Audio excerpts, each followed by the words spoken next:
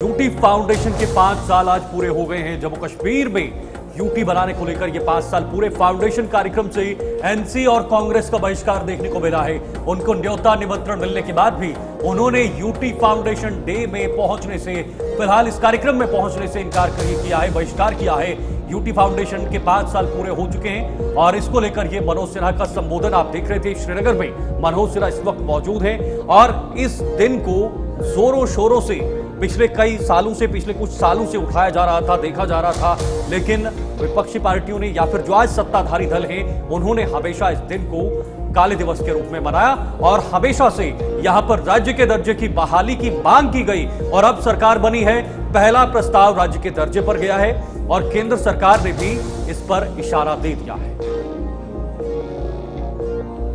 तो पूर्ण राज्य का दर्जा जो है वो जल्द बहाल किया जाए, ये कांग्रेस का कहना है, क्योंकि आज यूटी फाउंडेशन डे है और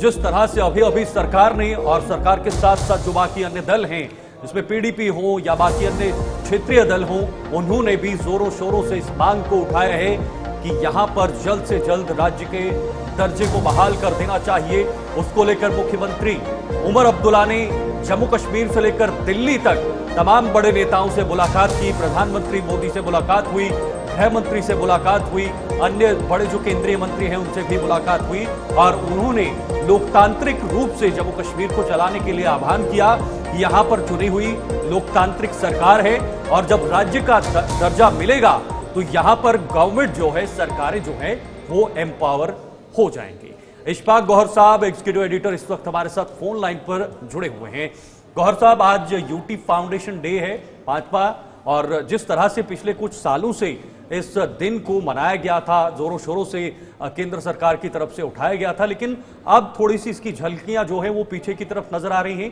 क्योंकि जम्मू कश्मीर के अंदर एक चुनी हुई सरकार लोगों को मिल चुकी है और इस सरकार का पहला कदम भी राज्य के दर्जे की बहाली को लेकर लिया गया है। देखिए, बिल्कुल, अगर आप आज के दिन की बात करें तो सिग्निफिकेंटली बड़ा इम्पोर्टेंट है और हिस्टोरिकली ये बड़ा इम्पोर्टेंट है और यही वजह है कि लगातार उपराज्यपाल और अच्छे तरीके से ये फंक्शन जो है पूरा दिन चलता था। लेकिन चूंकि जम्मू कश्मीर के चुनाव हो चुके हैं, असेंबली बन चुकी है, नए चीफ मिनिस्टर आ चुके हैं और आते ही उन्होंने पूर्ण राज्य का दर्जे की मांग भी की है और बाकायदा एक रेजोल्यूशन पास करके दिल्ली को भी भेज दिया, खुद वहां लेकर गए हैं। तो उसके बाद ही ये साफ हो रहा था, ये जो डबल इंजन वाली सरकार अभी यहाँ पर चल रही है, एक पावर सेंटर गुपकार के अंदर है उमर अब्दुल्ला जहाँ पर, और एक पावर सेंटर गवर्नर हाउस के अंदर है, शायद एक ही तालमेल नहीं होगा और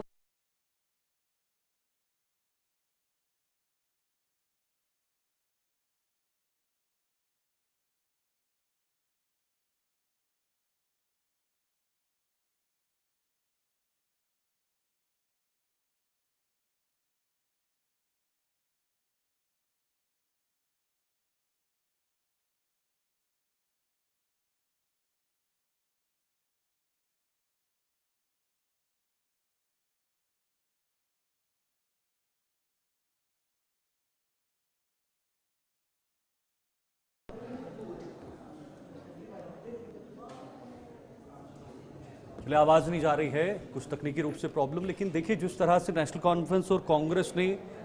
इस वक्त इस फाउंडेशन डे पर जाने से फिलहाल बहिष्कार किया है, मना किया है, क्योंकि उनकी लगातार मांग थी।